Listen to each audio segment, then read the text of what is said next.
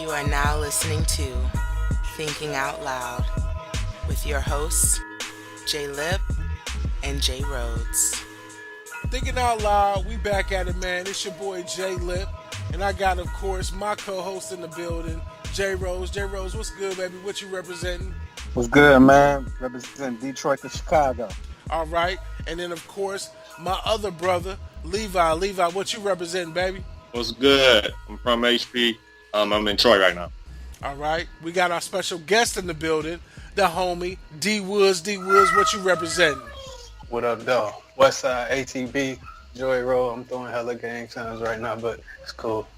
We can't see him, but we trust you. I know. We can't see him, but we trust you.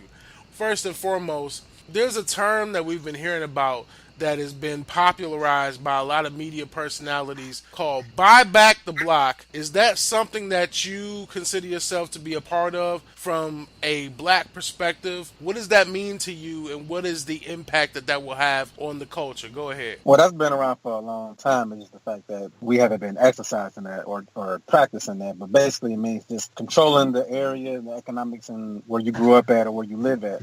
Currently, I am not participating in it as I am in Chicago as a renter. However, my plan is to go back to Detroit and become a owner for multiple properties. So just so I'm clear, so buy back the block means buy back the area that you came from? Area you came from, or it could be the area you live in. So basically, it's getting out of the mentality of a consumer and becoming more of a producer or an owner. And that was something that blacks been doing for a long time, but we changed that once we integrated in white America. Does that mean at one point the block was ours as a black community?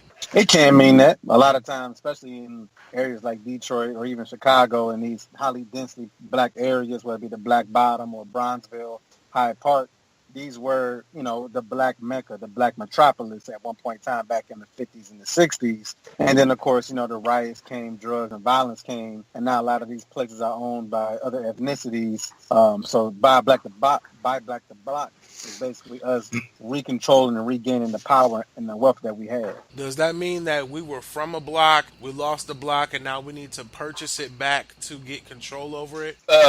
Buying back the block is just buying back the area where you're from. It don't have to necessarily be the area. It just got to be the city. In the 70s, all my people owned their cribs. So I know firsthand that black people owned the houses that of their area. They wasn't really renting. Renting became more big in like the 90s and the 2000s because everybody came through after Detroit had its downfall and bought everything up. Right. So with that being everybody said, outside of the city. Right. So with that being said, so there was a point where the block was owned by the community, the black community, correct? Definitely.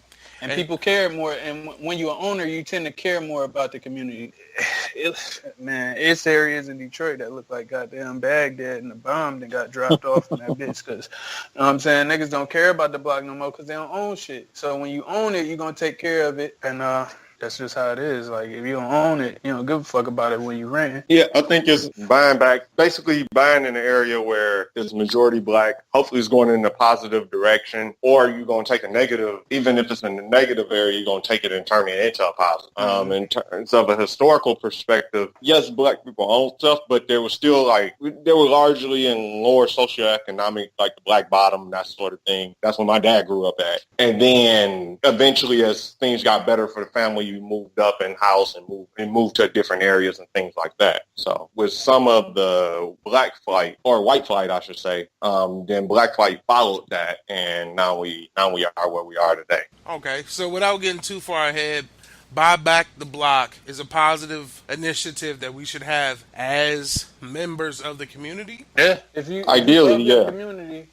your community, you want to build it up, and the only way you're gonna build it up is if you own it. That's the only way you're gonna care about it. All right. Right. So just so I'm clear, so with that being said, and that's an interesting point that you brought up, D-Woods, so you can only really care about it if you're a part of that environment, or is it possible to buy back the block by supporting initiatives like, for instance, New Era Detroit? That's an initiative that has started a few years back where they started going around and rebuilding homes, rehabbing homes, and trying to give them opportunities to low-income housing families to be able to thrive in that environment. Do we feel like, donating money remotely? Say you came from Detroit. Well, you're not buying back the block. You helping with the cause in the city. So that's still like you helping out. But buying back the block is you owning it and repairing it and putting people in them homes. Yeah, like you're investing in the community. You're investing in an organization that purpose is to aid the community. It's just a little bit different, but it's still a good cause. Your tax dollars is attached to that when you buying that home. It ain't just helping your block because you buying off of. It's also helping the city because the city tax attached to that too. Any money poured into the community is helpful. That's the biggest thing that keeps us down or behind other ethnic groups as a whole is the money. So whether it's invested and you reside somewhere else or whether you live, regardless of where you live, the money is what's important. Okay, that's interesting. Go ahead, Rose. Go ahead. I gotta disagree with that a little bit. I'm not saying it's not helpful, Levi, because I also, would say that's helpful with somebody. If you donate towards a cause, that's always a good thing. However, buy back the block is just an extension of black ownership, and that's what it's really all about. We talk about like, buying a house in a bad neighborhood or buying a house in a good neighborhood. It's really about the land. Like the house is just a manifestation of the land. That you could tear down that house tomorrow and build something there. But the land and the ownership is really where the wealth is. And if you control the land, you can do a lot of things. You might tear down a house in a bad block and create a community garden. Now you can feed your own people and feed the community with like fresh grown produce. So it's not so much about like, my money is going towards the cause. It's about I have ownership of the land, and that is the greatest wealth that God gave us on earth. Let's talk about dollars and cents. Right now, if you were to start an initiative to improve your community, you would need investments, right? Oh yeah. Okay. Like I said, I'm not sliding for being an investor or a contributor. I mean, that's good, but the thing is, what Woods said, when you're in it, like when you have personal investment beyond just a tax write-off contribution, you tend to care more about it. You tend to be more intertwined in the community. How do you determine the level of someone caring, though? Well, here's what you could also say about that. Like when you actually own something in the neighborhood, you also meet the people of the neighborhood, and then you can have an influence on some younger cats that don't know how to get into what you're doing, and you could show them the way, and that is what's going to aid at you building your neighborhood, because it's young guys that got money, but they don't know the first thing of how to get into real estate and buy a house. They don't know what credit score they got to have. They don't know how to get a FHA loan. They don't know none of that stuff. So if they see in a younger, well, not even a young black person, even an older black person that can put them on some game on how to get into it, the person that's actually there working on their shit can show them that. But an investor who's sitting somewhere else and just throwing his money, he's helping, but he's not in the community aiding with that also. Okay, that's a good point. So now I want to defer to Levi. You've come from an environment that wasn't the most conducive to your development, correct? Right. Okay, so for you to feel... Okay, so in Woods. So with that being said, I want to ask Levi specifically. I know that he has a background when it comes to helping people financially as far as understanding credit, the housing market and all that. Yep. He's not in that neighborhood, but he still has the knowledge. So what if he were to share that knowledge with those people without having to live in that community? Would that still be a disservice to the whole initiative? Not a disservice. I think it helps more if you're actually invested than a donation. Explain so I agree with that. Explain that. Meaning, okay, so I donate to this cause, Help Detroit, or whatever initiative they got going on. So yes, it's a tax write-off. That's nice. One, it doesn't build wealth for me. Two, if I'm not building wealth, I can only do so much to be an example. The more wealth I build, the bigger difference I can make on a wider scale. So I do agree with them on that. I'm just saying that you don't have to necessarily live in that area to own in the area. That's all. That's true. It's a matter of personal preference. So you can, no matter how you're gonna have people that's going to donate to the cause. That's great. That's where their level of contribution stops. That's where they're comfortable. That's fine. Then you'll have people that want to own the area but maybe not live in the area. That's fine too. And then you're going to have different people that's going to want to own and live in the area. So well, it looks like from this whole spread of this whole panel, you have one of each example you just gave. So you have myself who gives from afar, investing into the initiative without actually owning or having any type of true investment into the land or the property. I invest into an initiative, which is New Era Detroit. No, Then you, but I think contribution is more the word than investment, though. I would say investment only because an investment is defined as basically putting your resources into something and expecting a return. And the return that I expect is not only that D Woods can have his baby girl be satisfied and not be crying so much in the background, but also my investment is the return on the same investment is I want to see the improvement of the environment. Even if I'm not there, I still want it to be better because I know too many people or my family or my friends are still in that environment. So I would say that we shouldn't discount people's ability to invest or to contribute, as you would say, Rhodes, into that initiative because quite honestly, we're not all in the same position to literally buy property, live there, reach out, talk, and shake hands with the neighbors, as D. Wood said, which would be optimal. I will not take that away from you. But Hmm. if it's not an option, should we not still count that as an investment or a good faith loan into the prominence of the society of its growth? The You only you reason, know what? I'm sorry, I'm gonna let you go with it. The only reason why I would challenge that thought, Lip, is because I look at it as you're making a donation, and I don't call it an investment because you have no say or voice in that organization. So that organization say like, oh, we want to invest in like in the Oak Park area or the Highland Park area. You know what I'm saying? You like, oh yeah, that sounds dope. Here's a couple $100,000. Here's $1,000. And they say, you know what? We change our initiative. We're going to actually focus on the borderline between 8 Mile and Ferndale. Like you have no say, no control. It's just like, oh, I helped something, but I didn't have any say on the direction they chose. And also with a donation, like Levi said earlier, it's not like an investment. An investment, you get a return on wealth. It ain't no return on wealth on a donation. That's just out of the kindness of your heart.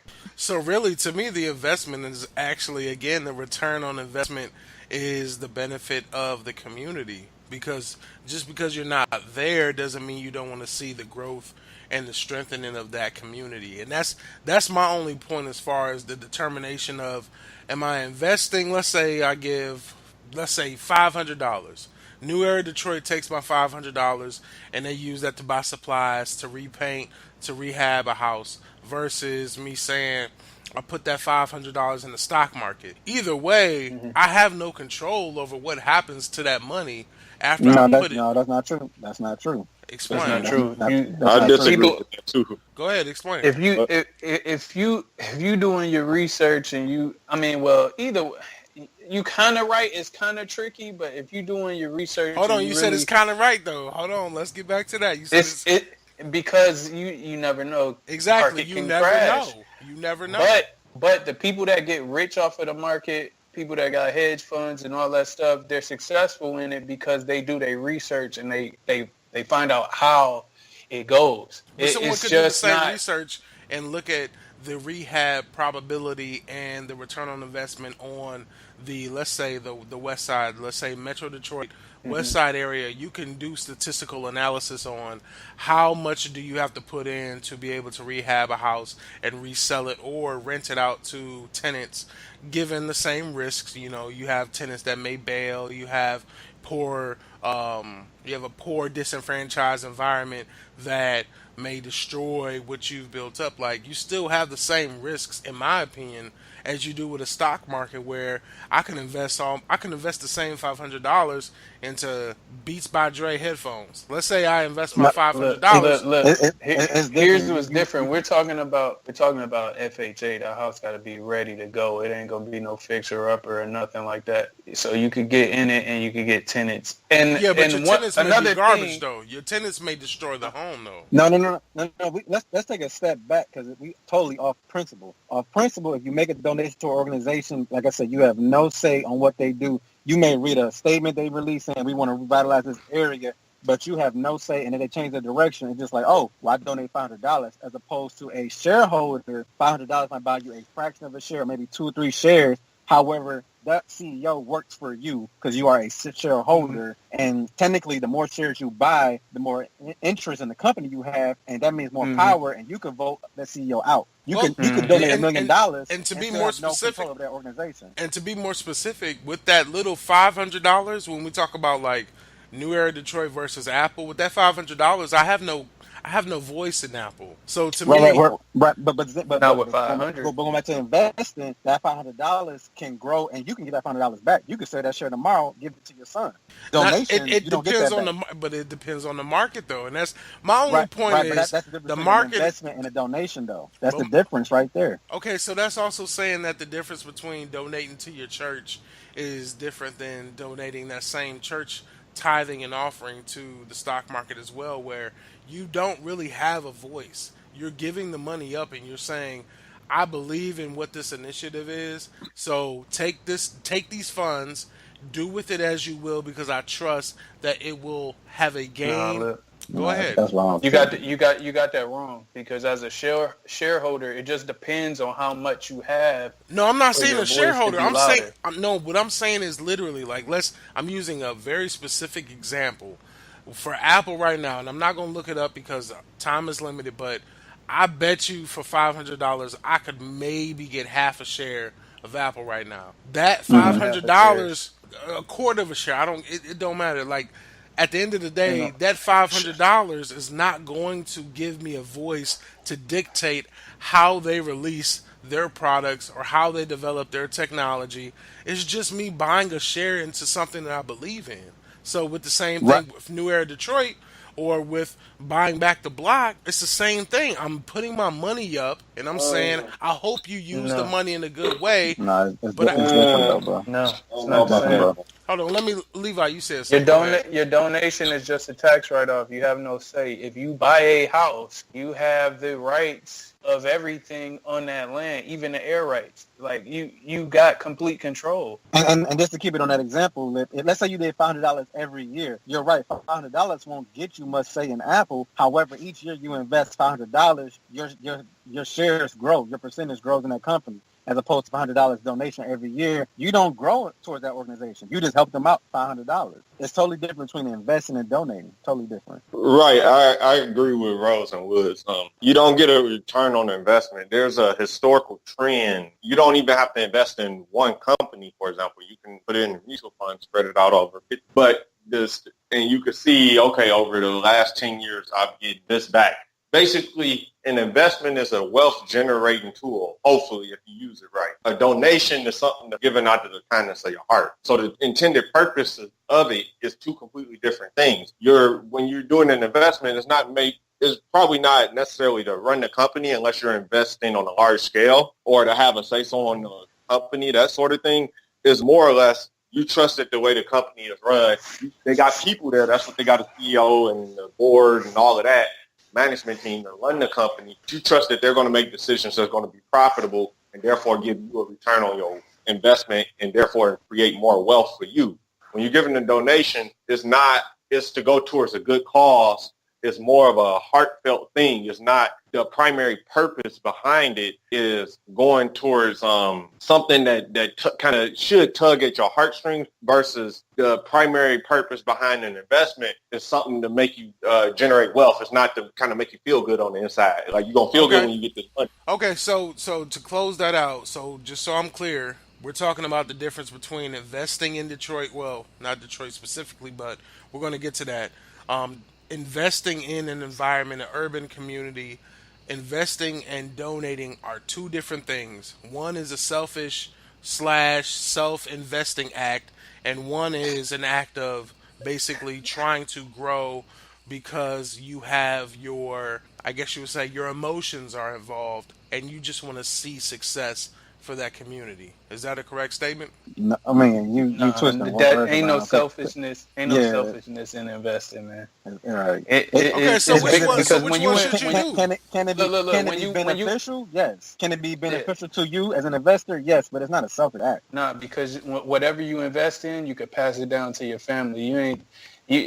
And something selfish is only something that can happen for you. Okay, let me rephrase this so I can make myself clear. If you're telling me right now that investing, and I'm using New Era Detroit because that's the only organization that I personally have been a part of. If, for instance, I give them $500 and I say, I believe in what the work that you're doing.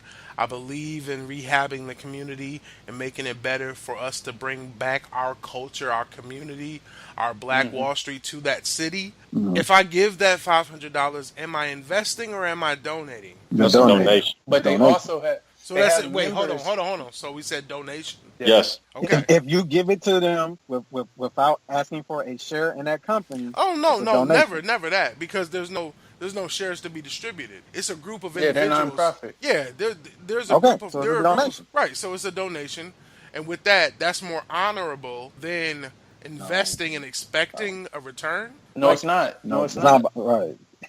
No, it's I not. wouldn't say it's not more honor. honorable. I'm asking the But- question so I understand for myself. So go Okay. ahead.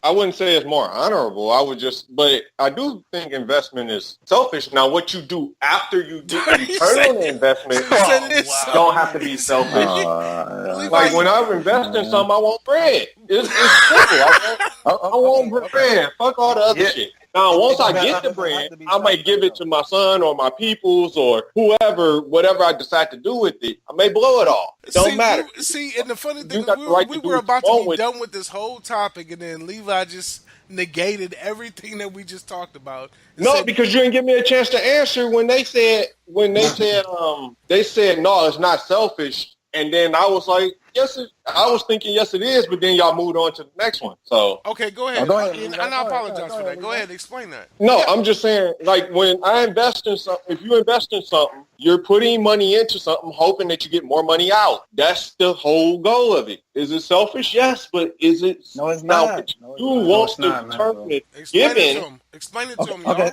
Now, We well, supposed now to you listen, mentioned bro. We stuff like supposed passing to it be down on to your this earth kids. trying to amass wealth, bro. And whatever wealth you have, whatever you make, you have children, you got a wife. Everything that you make, they make. Because if you die, you can pass that on to them. You can't, like, if you just got a lot of money and you don't write it in a will for them or something like that, and you just having your money, that's selfishness. But if you have your homes and all that shit and you die, everything in your last name goes to the last name of the people that's in your family. It might, because you don't have a will, it'll probably just go to your wife. But And Woods, let's also talk about like nonprofit versus a private or a public traded company. Like just because you can't invest in a nonprofit doesn't make it more noble or less selfish than investing in like Levi's company, which chooses to revitalize and rehab homes in the inner city too. You can invest in Levi company and not necessarily expect a return on investment like a dividend every year. You can say, well, you know what? But that was my point, though, Rose. You actually supported what I was saying. The way you characterize it was it's more selfish because you're looking for a return. No, the difference is a nonprofit is more likely to get government funding as opposed to private funding. That's the only difference is. That's why you can't invest in a nonprofit. Okay, so if I invest in a nonprofit, again, You cannot invest in a nonprofit. Okay, so That's the key thing. okay, so just so we're clear, because I want to move on to the next topic. Investing has to be a nonprofit. It has to not be a nonprofit, right? Correct. Okay. Yep. With that being said, so we agree on that. So anything that you do with a nonprofit, like New Era Detroit, which is a nonprofit, you are giving money as a donation to their goal, right? Absolutely. Okay. Yes, sir. Is that to be respected, even if you are not in that community? Yes or no? yeah, Donation. Yeah. because they build in the community, but it's just different than See, it's investing a but. in the See, community. It's just a difference. It's just a doesn't difference. qualify as What they say it's not the same thing, but yes, it is to be respected. It's not buy back the block.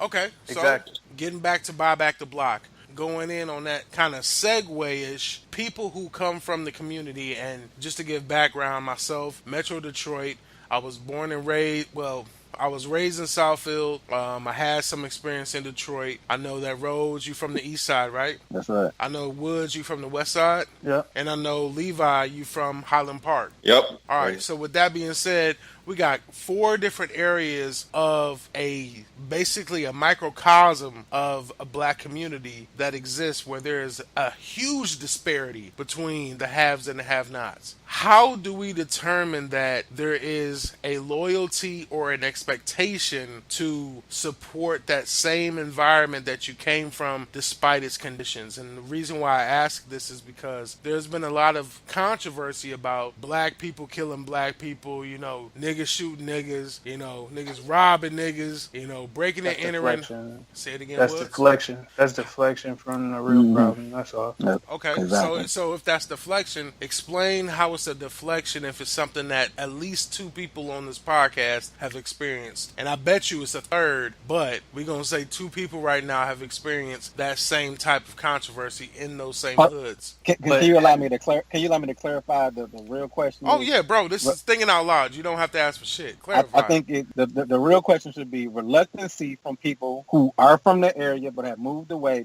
Their reluctancy to invest in that area due to all of the problems in that area. Okay, well, let's go there then. If you want to dive straight into it, there are people like myself who have moved from Metro Detroit. Like, I moved to Michigan State, of course, East Lansing. Then I took a job in Columbus, Ohio. I've been here about 8 years. Okay, so that's my story. J.Rhodes, you were in Detroit. You moved to Chicago, right? Not the Michigan State, right? Right. And then D.Woods is still staying in the hood, right? I'm not in the hood, but Not the hood. still You in the know what I city. mean, nigga. You know what I mean. I'm still in the city. You're still but in the city. I'm not in the hood. And then of course But Levi. I can Hold go on. straight to Before you go, answer that. Levi, where you at now? I'm in Troy. Okay, so you're in Troy. All right, so pretty much like if you are successful enough to buy in your old neighborhood, why not do it? Because if you from it and you don't take care of it, who else is gonna do it? These motherfuckers are letting this bitch go down in the ground so we can move out of it so they can gentrify the bitch. But this is a 80% black city. It used to be higher than that. It's dwindling down because niggas want to leave because it's fucked up. But guess who don't care that it's fucked up? The fucking white people that's buying the historic district in downtown, the Asians buying all over the city who got the money because they could rebuild this motherfucker. But black people can do it one house at a time. They just don't know how to get in it. But something you said We know sticks how out to. to me.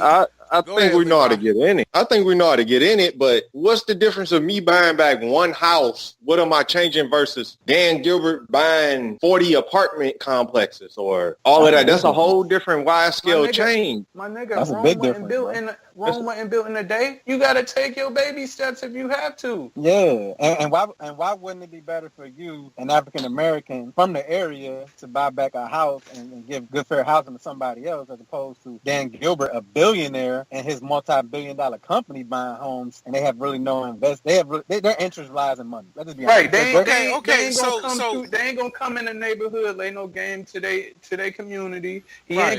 ain't gonna come there to collect no rent. He ain't showing face to nothing like that. It's robotic as hell with them. Right, but No, I'm not. there's two things that y'all mentioned that I have a problem with. And I'm going to let Levi go in, but I'm going to just say this. You mentioned the fact that you said literally niggas left the environment because of the environment. Like, why is that I said they leaving because it's ran down. Look at what they showing on TV, bro. Like they want you to leave the hood. Everybody be like, get successful, leave the hood. Nobody is saying build that motherfucker. I don't think up they and make want it us to into leave a the place. hood. That's bullshit. That's the rhetoric. Levi, So speak on it. Levi, speak I on think it. a lot of people want to leave. Like, if you growing up and you ain't got certain things, or there's something better that you see. For example, you say, I never experienced what it's like not to live and not see crackheads shooting up when I'm walking home. I want to know what that's like. Or the first time I went to Michigan State, I never smelled so much fresh air. Literally. I never smelled that. Like, I'm sitting there like, what the fuck is this like? I never lived with different people and know how they talk or how they, what's important to them and what we got in common and what we don't have in common. Like, how do we, I didn't know none of that until I got exposed to it. Then once you get exposed to it and you're exposed to something different, then maybe you prefer that as opposed to going back and buying back. Now, it's different now. That's not to say that I'm not against personally like buying back the block and then perhaps renting it out depending on the neighborhood to a black person. Let's get off that. Let's get off the buying back the block. Let's get back to what your point was, which is you experienced something new. So keep going with Right. that. You experience Right. something So new. then, based on my new experiences, maybe I prefer that. Maybe it's like, oh, like when I first went to Michigan State, for example, I noticed after somewhere throughout the first semester there, I was like, okay, these mofos not smarter than me. They just had a little bit more training because you start talking to them and stuff, and they're like, yeah, we took this in high school. We took physics and advanced AP physics in high school, so I came in with 12 credits. Then you see them studying different shit, and you like, and once you start learning like the terminology, the words, different things like that, you like, oh, I know what the concept means. It's just that we don't talk like this, or we don't do it this way, but it's the principles are all similar. We're more alike than we are different. So then you start learning those, at least for me, when I start learning that stuff, I was like, okay, these mofos not smarter than me. Me too. They just had a little bit more, they had more resources than me to start off. Okay. So Right. now, why wouldn't you want to learn those experiences and bring it back to your neighborhood who don't know that shit? I didn't say that. I'm all for it. That's pretty much what you're saying. You saying No. if you see since your horizons has been broadened, Yep. it's like you want to be there versus going back to your neighborhood and get them the game. You supposed to soak up the knowledge and bring it back to your neighborhood so niggas can build that bitch, so it can be the If place they to want be to instead of listen. going. But If you they assuming want that to all listen. niggas. But you're assuming that niggas want to build back the neighborhood. You assuming that like you acting like every nigga like got your mentality. They don't. That's but- true. but- A lot of That's them true. do, Jealous but- and but a envious. lot They of like, you- oh, you don't move the way you Right. too good. You Hold give on. you give Hold the on. I'm niggas a moderating bad this shit. hand. Hold on now. Slow down. Levi made a good point. And let me clarify. Let me clarify Go ahead, here. Levi. With that being said, I'm all for coming back and educating and putting people up on game and that sort of shit. But I'm only down to teach niggas if they want to learn. And just because I'm teaching them don't mean I got to live with them either.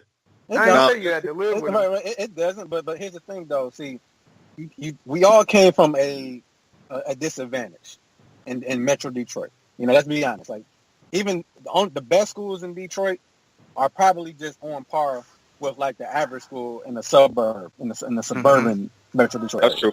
So if you from the hood, like a lot of us seem to be, we were already at a disadvantage in our school system. So to your point, Levi, like you said, I go to East Lansing, I go to Troy, I go to different places. Like, man, this is how people live. I don't have to see this. I don't have to experience that. Oh yeah, I don't want to go back to the crackheads and the graffiti and stuff. I feel that. Trust me, I understand that. But to Wood's point, you have to kind of take that back because you're now enlightened, and hopefully you're in a position to do something or at least support something that's going to help make that change. Because the thing is, if all of us move away, which a lot of us have, me included, Rob D, Lip, what we did was we went and got our money, our bags, our careers in different places, and we're not impacting other people. You know what I'm saying? And that same barrel, that same black bottom we came from is still struggling, still striving, still looking for role models, still looking for opportunities, still looking for a new business to be created. They still looking for that, and we could make that impact today. Right, and I hear you on that. But we can do that, but that don't mean I gotta live next to you. That don't mean I can't. Exactly. Like, for example, I go to the school. I go to the school. I teach. Live there. I mentor in the hood. J.Rhodes said that. J.Rhodes did say that, though. So No, I didn't say that on this podcast, but if you want to go there, let's go there. I feel like it's better if you live there. I do too. I feel like it's better too. But why would you sacrifice yourself to live in that environment where you had to overcome adversity to get greater and then come back and say... Look, every neighborhood in Detroit ain't fucked up, man. Y'all niggas making it seem like Detroit just a fucking slum village, bro. Like this shit. Bro. I'm not saying that. Right. But at the same time, with that being said, like it ain't no... Like if you said, let's all four of us get two more people and let's go in and buy on a certain block. We gonna be neighbors and we gonna build together and all of that shit. Now that's something I'm gonna consider. But if you just talking about me buying in the hood with some niggas I don't know, fuck that. But that's not a good business practice. I don't know why that comes up. Niggas I don't know. Hold on, wait. Why can't you do it by yourself? Because that's not where I prefer to go. I prefer to buy something. I'm not against. Now you operating in fear. Whoa. I'm not operating in fear. I'm operating. No, I'm not operating in fear. I'm operating in, I want to do what's best for me, and that ain't what's best for me, in my opinion. Why did you say niggas you don't know? I don't understand that statement. What? Okay. If we are talking about building, all right, we talking about building together. There has to be, that implies there's a level of trust there. Why the fuck would I trust somebody I don't know? Right. I don't trust niggas. I'm saying whatever. I'm just saying, why you feel like you can't just do it by yourself? All it takes is for you to buy a 2-family to 4-family flat, right? You say you just stay in one of the units, and then you rent out to 3 people. You can move once you find a 4th person. You could buy it. Right, and I'm not opposed to that at all. I'm not opposed to, I'm actually not, but what's wrong with me renting here and then still buying a 2 to 4 family flat, which is something I'm considering in Detroit, and then renting to my people and then spitting the game on how they can become landlords. And that's kind of silly though, because you're renting to somebody else, but you also right. I wouldn't do that. I would probably say I would probably buy another crib. Let's hear single home. Hold on 1 second, Rose. What did you just say? I want to make sure we hear that. Levi, based on what it sounded like, he said he would rent in Troy but own a 4-family flat in Detroit. Correct. I criticize that, saying I would do what Woods proposed. I would live there till I could do better. I would rent out the other available units, and then when me and my family are ready to buy something, then I would rent the last unit out. To me, it's kind of silly to rent to somebody else, but then own a property in somewhere else. And you do understand that people do this all over the world, right? You do understand that. They don't do that long term. No. Let me put you. I disagree with that. Some people do. Hold on, Levi. Let me put you up on game real quick. The barbershop that I go to, the lady who owns the property, she lives in Nashville, Tennessee. All she does is collect a check. All she does is collect a booth rent from all the barbers in the shop. So to say talking that about commercial shit though. No, right?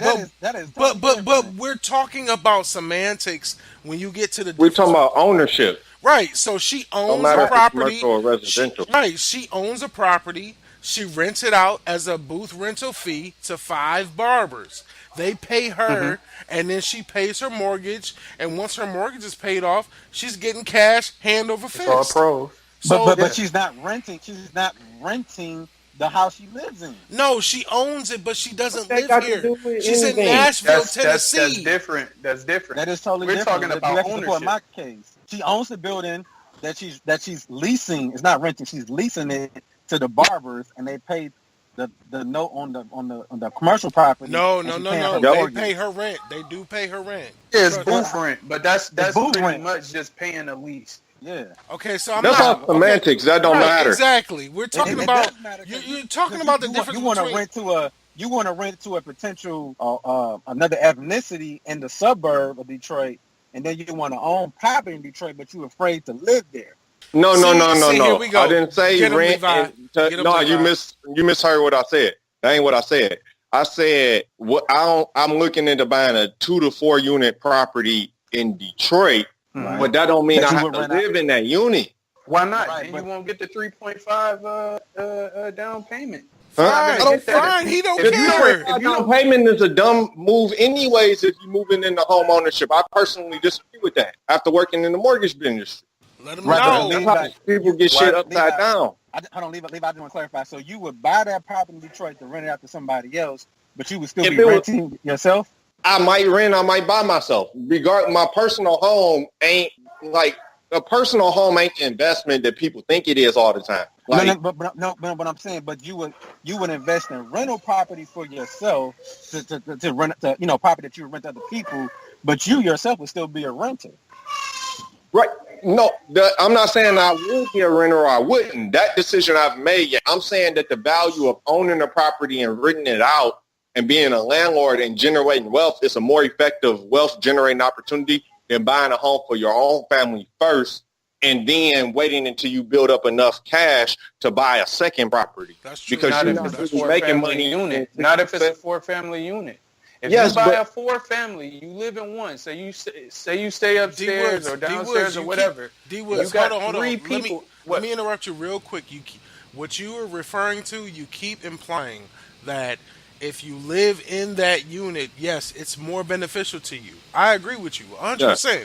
But you'll be living free. But my thing is, if he's not, and I'm not saying he as in Levi, because I can't speak for that man. I'm saying for myself, if I'm not comfortable in that environment, whatever the reason is, and Why buy the y'all say Why fear. buy the home That's if a you can't very be comfortable in the Right. environment? hold on. Y'all say fear. Like you can't be Hold, hold on, pussy Woods. about it. If you're gonna buy the Woods. crib in the area, you supposed to be in the area. Like Woods, you No, regardless, don't you're have to not. be. yes you do, regardless to No, you you don't. living there or not. Woods, If I you just Yeah. told you that if my you There's barber people live that shop. live outside in of it, you Palmer still Woods all gotta the come time. there. You gotta come there to collect the rent. You gotta come All there right. to make sure the grass is cut. Look right. at your Right. fucking crib. You gotta inspect it. What the hell you mean? You gonna have All to right. come to that bitch All right. anyway. So you know Not what? necessarily. You know what? You So do, hold on, but Levi, stop for a second. yo, I need to keep this shit in perspective because I'm trying to be the moderator. I'm trying to keep this shit in perspective.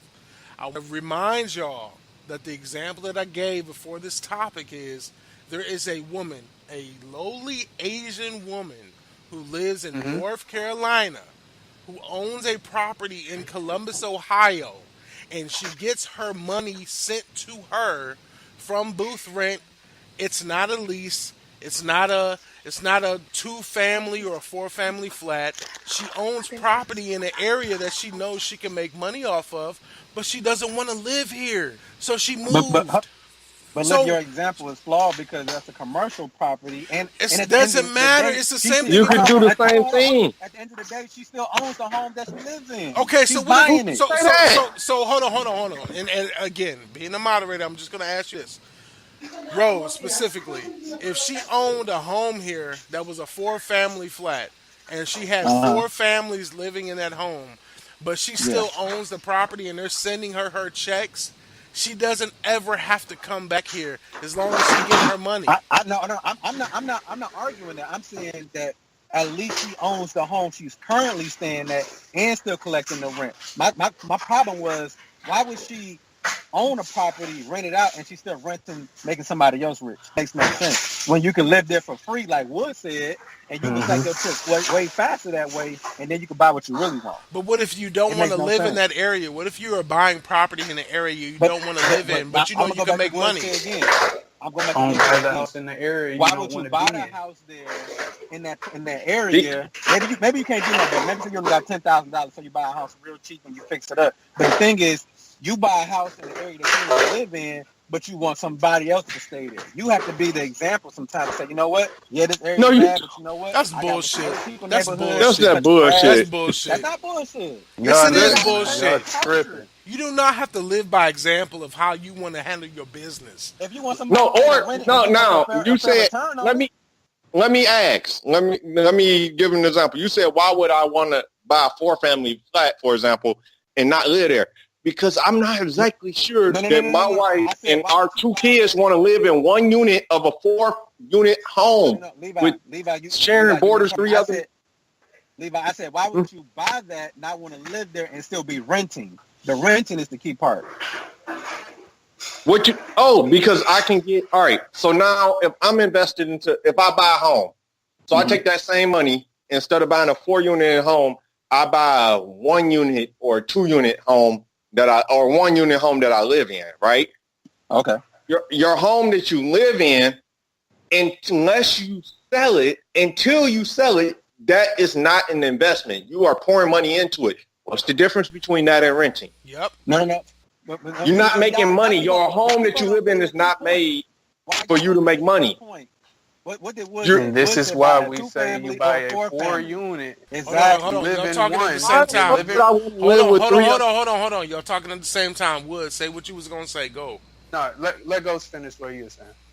No, I'm saying y'all omitting key points. Wood said 4-family flat. It could be a 2-family flat. And you say you live there for free. Then it becomes an investment property. You let them pay the note. You keep your earnings from your regular job. Then you go buy what you really want for your family much sooner than you renting to somebody else. And basically the other property is taking care of itself. Not necessarily. Who's to say I want to live with another family? Who's to say that? You make a sacrifice to get somewhere quicker. Right. Oh, here we That's go. what you do. No, you're not getting Here we go. Sacrifice. Okay, so look. So I buy this if I buy this 2-family flat in Detroit, suppose I buy it for about, I don't know, $100,000. You put that on a 30-year note, your note going to be somewhere around $750 plus taxes and insurance. So let's just say a G, and I'm going to be damn close with my numbers. So with that being said, so a G, So Okay. then you take that G, you can rent it out for, let's say, 800 a pop. So you rent it out. If you rent it out 800, you still got to put 200 with it every single month. Or That's I can okay. wait, or I can have my own place for that cost a G, rent this shit out for 16, 17, 1800 a month, then take that money.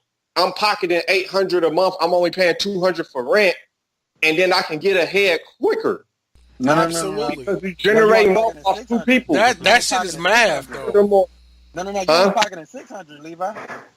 what are you saying? How am I only pocketing 600? I gotta you live. said, unless I misheard you, you said you would rent out the bottom for 800. You rent the other one out for 800. That's $1,600. And then you said you paying $1,000 for your rent. You only pocketing $600. I'm pocketing 600 versus losing 200. But what about your mortgage? Your rent's supposed to pay your mortgage and your taxes, man. Right. So if you in a Yes, poor but if I family, don't right? have a mortgage and taxes because I'm renting the place I'm at now, let's say it's a G. Then if I'm renting that place out for 1,600, I'm getting 600 profit. Right. Of course, 600. right. So then once that's paid off, I'm getting 1,600.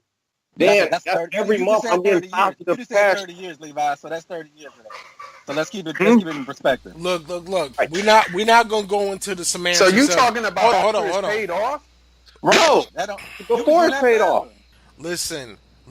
What we're not about to do is go into the semantics of the logistics and the mathematical calculations of paying rent X and then getting Y in return. What I'm trying to allow for this conversation, and the whole point of this is, there is a benefit to being able to have investments in property outside of where you live and still being fruitful. And that was my whole point with this. So I mean, Levi's an there example is of a that. point. But that's a point to what you said. But what Levi's proposing is actually backwards because he's saying that going back to the example. I know you want to get off of it, but go back to the example. He got a 2-family flat. He paid $100,000 for it. He rent the basement. He rent the bottom off for 800. Let's say he stay upstairs. He said the note and all this stuff will be $1,000 overall. So he said I lose 200 roughly. I lose $200 by making everything work if I stay upstairs and I rent the bottom off for 800.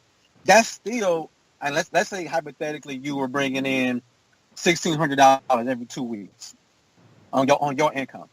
So now you still get to pocket $1,400 every 2 weeks outside of your expenses. I get you. You gonna stack bread faster that way than going to rent for somebody else for $1,000 and rent both of your units. Now you rent both of your units out. That's $1,600 a month, but then you paying $1,000. So really now you only pocketing $400 off of that. That's true. I hear you, but you don't have to. But you're getting that in exchange for not having the compromise of living with someone else Levi, if you don't want to. Levi, I'm not saying either way. This is the way it is. I think that there's a disconnect right now, and this is where the final topic comes in.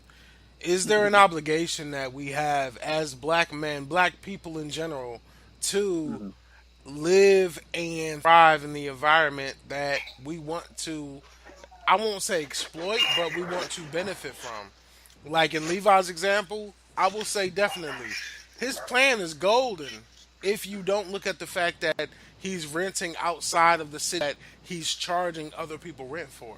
He could easily live in a 2-family flat and then say, I'll charge them. But what if he doesn't want to live there because he has other issues with that environment? If he has home break-ins, if he has violence in the neighborhood, if he has theft, if he has any type of vice, where do we draw the line as black people and say it's okay to say I don't want to be here because I don't like what it's done to me and I won't let it happen to my family? Where do we draw that line? Like I said, bro, like if you don't like the neighborhood, why buy the house in it? Like I don't because get you it. can make money. It shouldn't be about You money. still have Okay, to so be able to come to it. because you can improve the neighborhood by, if Levi said, you know what, I don't trust Highland Park because of what they've done to me. I don't trust them as far as my upbringing, but what I do is it's an up and coming environment. gentrification is a real thing that's happening in Detroit. So if I were to be involved in that, I could say, you know what? I don't like where I grew up at, but I'll buy this property in Highland Park. It's a four-family flat, and I'll charge everybody the appropriate rate for rent, and I'll collect that, and the family will thrive because they get to live in an environment that they're comfortable with, and they get to save money because they couldn't afford necessarily to live anywhere else. Levi Mhm. makes the money that he has, and everybody wins. Why is that an issue where we feel like we're turning our backs on the environments that we're from because we feel like, you know what, right now it's just not a good place for me. It's not a good place for my sons, my family. Well, I'm gonna jump in because there's nothing wrong with that scenario you laid out. The issue becomes where Levi has no investment in that area and becomes a slumlord because he said like I wouldn't He live said there. a slumlord.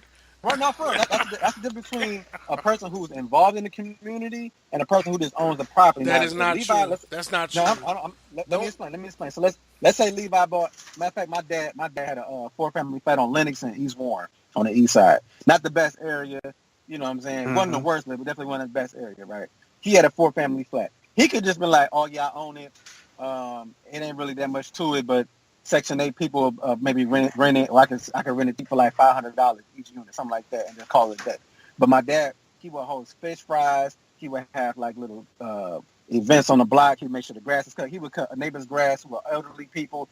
Even just those little things right there shows that he has an interest and an investment in that community as opposed to I'm just getting a check. I agree. Mm-hmm. That's I that's the agree. difference right there. Doing stuff like that, getting with the neighborhood. Hey, let's make a neighborhood watch. Hey, let's talk to the district police. Say, hey, can y'all roll through this block maybe 2 more times per y'all shift? Stuff like that helps improve that community as opposed to like, oh yeah, I don't want to live there, so I just own a building and I just collect the rent. And not only that, living in it is gonna help you progress faster. You don't That's have to. true. You could possibly stay there maybe 8 months, find somebody to take your joint, and you can have enough money to go buy your next Your next joint, property. whether it's a Yeah. whether it's a two-family flat or a three-family or a single unit. If you don't want to live where you buy your initial property, but the way to amass wealth in real estate is by getting numbers.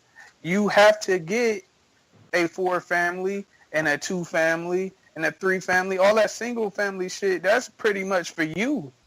I I understand. I don't have nothing wrong with what Wood said, and I don't disagree with it. There's nothing wrong with going that route. I'm just saying that that's not the only route to go. And I I feel agree you. with It, that. it's not the only route, but that's the first route for limited resources. I think we've been all operating under the presumption that we don't have a large resource as far as like money to invest. Because like I said, if you could afford a better place, then you can buy a better place. But if you're starting out like a lot of us are, first generation owners, second generation owners, or first generation college students, it's one thing to say like, yeah, I want to buy a $250,000 house for me and my family. But if you could go and buy 4 or 5 properties or 2 or 3 properties in an up and coming neighborhood, and you tough it out, and you say, baby, we're gonna stay here for a couple of years. She said, well, babe, they had a robbery on the corner. So you know what, like, just be patient because you know why? It's gonna amass our wealth quicker, and also it's gonna help that community. And the thing you said that's kind of key is you said tough it out. You're now putting a gauge on people's ability to tolerate whatever that environment has for your family as far as impact to their livelihood. And so that's where I draw the line. I personally believe that if you don't feel comfortable in an environment, bounce. And that to me, But here's my thing, dog. This is what I don't like with that whole rhetoric, bro. Is that you sound scary as fuck. Like I don't care where I'm at, bro. If I live there, that bitch is protected. Like how is like it I protected? How is it protected, Woods? how else do you protect shit? No, I'm asking you literally, Artillery. literally. How are you protected? First of all, it's protected by this. If you got tenants in that bitch, ain't nobody No, running in I'm no talking shit about with your house. with. No, I'm talking about your house right now. You said I feel scary. So for me to accept what you're saying, I have to be able to rebuttal that. And I'm saying, Mhm. how are you saying that I feel scary? What do you have that makes you safer in your environment than what I have? You a man of faith, right? Yes, Lord. Where you getting your fear from? My fear of for self comes from nothing but the worldly options that, quite honestly, Satan has put in place for me to have a demise. That's just biblical. So the world has been created to be a place that we have fear because of what Satan puts around us. But God tells us that we should fear no man. We should Is only that what fear. Psalm 23 say? I'm not quoting Bible scriptures right now because I I know. don't feel like this is an appropriate venue to do that.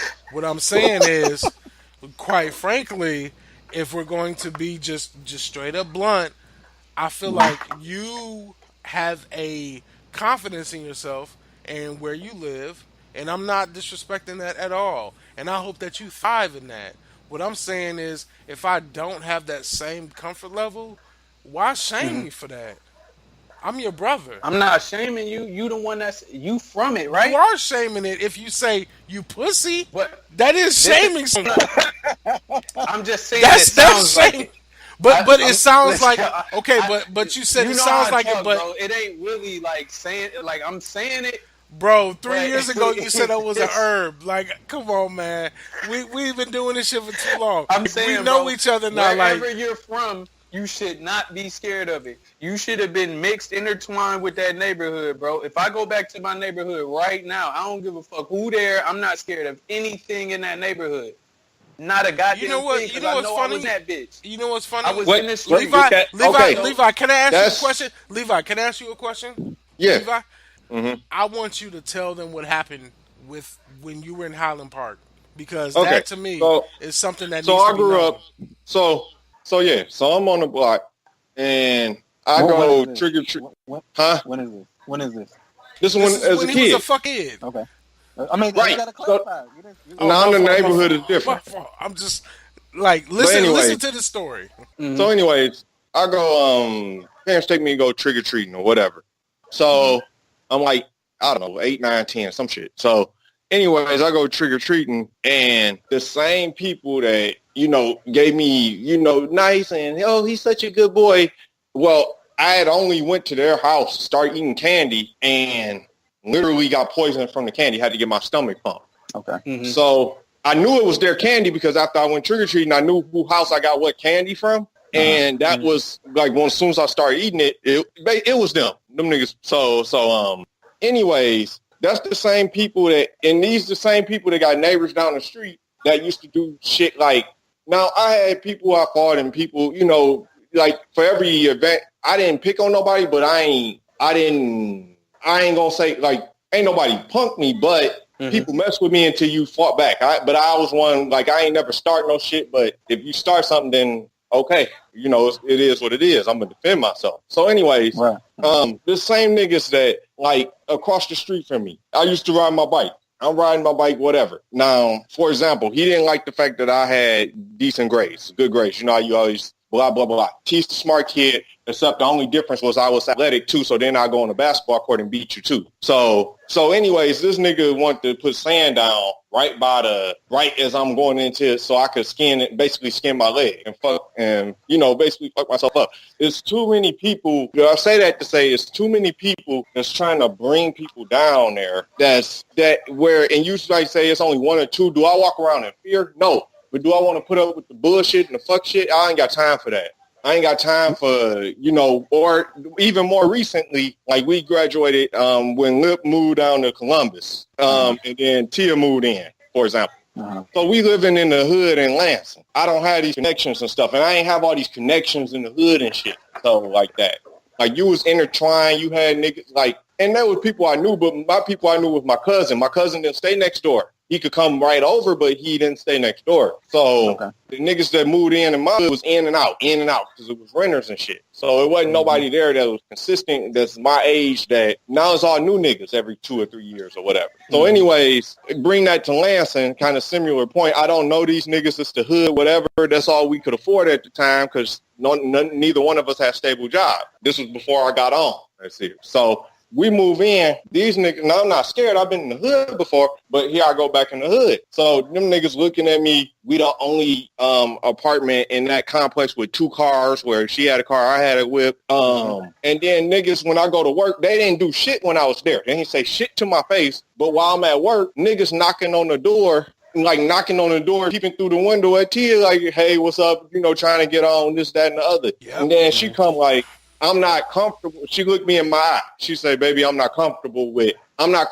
you know, staying here. I don't feel safe unless you're here. Like sometimes I might want to go home and see mom's at the crib or whatever. And she got to work or whatever. But I can't leave her at home because because she got to put up with the bullshit. I ain't got time for that. I don't have time for that. Like, I don't. Exactly. Like, once she say stuff like that, I ain't got time for that bullshit. I no. So I'm just like, so by then money had got a little bit better or had got better. So then I was like, all right, so where we out? When we out. So as soon as that lease was up, we was out of that bitch, and we never went back to a neighborhood like that. Now, so I just ain't got time. Before you respond, I want you to understand that Levi's story is not anything that's atypical. His story is something that's common. So, but that's not even a bad and with that being said, now I will kind of show the other side. Now, if I got connections and I know niggas and I know it's power in numbers and that sort of thing, is me. My cousin still stayed 2 doors down, and we, you know, some shit happened. We got some numbers. Then I feel a little bit more like, all right, let's do this. I don't feel so, you know, I don't feel a certain type of way about it. But also another thing is when you leave the hood and then you come back, that's a different, as y'all probably, especially you, Rose, you probably know, it's a different perception than if you was there the whole time like Woods. Or maybe not in the hood, but in Detroit, in some facet of Detroit the whole time. It's a different sort of respect level. It's you never left versus, oh, this nigga left and now you trying to come back and show that he's still, you know, blah, blah, blah, this and that. I ain't got time to put up with bullshit, basically. Now, if you're trying to build together and that sort of thing, then cool. But if you on that, he better than me or he think this and he think that. No, I just don't like drama. I value peace over unity. That's basically what it comes down to. Can I interject right now? Yeah, go ahead. Okay. No, actually you can't. I mean, quite honestly, Levi just gave you a complete story of his history. Okay. So, with that said, I'm going to go ahead and end this shit because we've been recording for enough time. Oh, whoa. Y'all ain't gonna chime in on that? Oh, that's dirty. No. Listen to what I'm about to do. I'm going to say thank you to Levi for joining us tonight. You gave your truth, and I appreciate you, bro. Thank you. Appreciate it. Now, for the last words, Levi, is there anything that you need to say before we end it? What? No, that's it. All right, that's what I thought. So then, strategically, I already planned for Rhodes to have the next last word. So, Rhodes, say what you got to say, and let's end it. Well, and this is no shade, bro. That little story you gave me, that wasn't even a bad story. Oh my God! I wasn't hearing nothing that would. Woods, I'm letting you get your chance too. Just let Rose speak. Okay. Like I said, I'm in no position to look down upon your experiences, but you got some bad candy. That happens to a lot of people. Bad candy. I'm honestly, you got some bad candy. It may not have been on purpose, but you got some bad candy. You got bullied. Okay. Hold on. I didn't get to interject with that story. I'm sorry. While the bad candy happened, they robbed us that same night. What? Okay. I'm at the hospital. Oh, wow. Okay. Like that's not coincidence. No, nobody got shot or nothing, but still. All right, look. All right, thank you. This is the way. Hold on. This is the way I'm doing my shit. So Levi gets to have his last word. He said what he said. Levi, are you done? Yeah, I forgot that last part. That was kind of important. They robbed the house while you was at the hospital. Okay, we got that. Yeah, let's edit that and put that with the. No, I ain't editing shit. So he did that. Right. That happened. Now it's Rhodes' turn. Rhodes, I appreciate you, bro. You know I love you, but you got to have your last word. This your last word, man. Go ahead. All right, cool. All right. Now that situation was fucked up, Levi. And like I said, we all got our own tales to tell about our experiences growing up in Metro Detroit. I mean, my house was shot up. I had a cocktail bomb in my kitchen, and my brother got murdered right around the corner from my house. I seen a nigga get shot right in front of me a couple of times too. Everybody got their own tales to tell. However, none of those things have really taken away my love of Detroit. Have I grown frustrated with Detroit and like I don't fuck with Detroit? Absolutely. That's one reason why I moved away in the first place. However, me personally, I cannot deny that I have a love for Detroit. And when you still have people there that you are invested in and people you love, you hate to see people growing up in the same circumstances. Now, I can't knock a person who say, you know what, I got out of that situation. I'm trying to put you on game from afar. It's kind of like, then it's like you sonning him. Like, oh, you know, I live in Chicago, but I'm trying to give y'all a game on how to do this from Detroit. Me personally, I love Detroit so much. And some people there I love. I want to go there and play my part. Now, granted, it may be a small part, buying a 2-family flat. Maybe I'll stay with some people that I don't care about. They, don't care for kids loud. They write crayons on my wall. They throwing the little 25-cent juice containers on my grass. But you know what? I'm going to fight that fight because you have to create change from within. And if I'm the one owner on the back rakes my leaves and throws away garbage, it might inspire somebody across the street. So you know what, young fella, I like the way you take care of your house. I'm gonna start doing better too. And maybe me and him, we create like a little block party, a block neighborhood watch. It only takes one seed to create a forest, but it takes time. It takes time to nurture it. So I understand why people don't want to live in that environment. But the thing is, if you invest in it, and the thing is, your story about Lansing in the hood, y'all was renting. Y'all had no investment in that community. Y'all was doing the best y'all could at that time. But when you invest in it, you want to see it do better. And that's my last word. Rhodes representing the East Side Detroit by way of Chicago. Always, man. And then, of course, I got to give the last word to the special guest tonight, my dog, D.Woods. Darren, let us know what it is. I don't want to throw no shade on Levi's testimony either, but those things didn't sound that bad. Hold on. I just want to say, when you say but, you know, it means everything I said up until this point don't mean shit. I've been giving bad Halloween candy too. Shit had blades and all types of shit. All right, go ahead. My fault. Go ahead. But what I wanted to say was, like, I didn't hear no shit like set up, gunpoint, lay on the floor, something that'll really mentally cook you for the rest of your life, and that would stop you from. But his hood experience is just a little different from mine. I grew up in a bad neighborhood. Is that something that you experienced? Did you have that experience, all, bro? Not at all. No, I'm saying like the gunpoint. You want to know why? Because I was intertwined with the street niggas.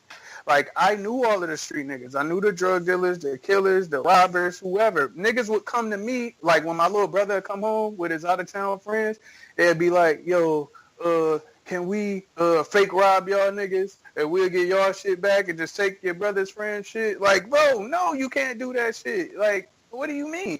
Like, but I'm from the hood, so I have connections in the hood. Like, Why do you take pride in that you grew up with hood niggas, drug dealers, killers, robbers? Like, those are the black people. Why? Those are the black people that's destroying us, bro. Yeah, but I have the influence on them for them not to do certain things, especially to me or my people and shit like that. Like, everybody ain't built like that. Like, some niggas don't respect you in the neighborhood. Like, that could have been the case for him. He could have been like a square to them, and he could have got picked on. You know what I'm saying? I wasn't that nigga. It wasn't happening like that. So I don't have no fear of my neighborhood. So if I was to get anything in my neighborhood, I'm not saying I'm untouchable, but I don't have no fear of shit happening. So when I want to build my neighborhood back up or buy wherever I go, like, I'm not from every neighborhood. I'm just scared of shit. So even if it did happen, I'm prepared for war too. Like, I don't give a fuck where I'm at. Like, it's just that I have the mentality, if I'm going in it with positivity, my result is going to be positive. And I'm trying to build back the community, and I will get a game to niggas. Like, every drug dealer isn't trying to be a drug dealer forever. Every street nigga that robbed, they just want to be better. And if I could show them a better way to get up out of, if I could show them a better way, then they could be better. It's just like the nigga I look up to was a drug dealer. You know what I'm saying? But now he amassed wealth through real estate. And all of the principles I'm stating is all of the shit he giving for free. You know what? I respect that. I respect everyone that's been on the podcast. And D.Woods, represent where you from. West Side, Detroit, man. ATB, man. With that being said, you already know what it is. You know who I am. This is Thinking Out Loud. It's your boy J Lip, and we out. This episode of Thinking Out Loud was executive produced by J Lip. Music provided by Daisy Smith. Artwork and logo provided by Rob D. And sponsored by you, the people. We thank you for listening.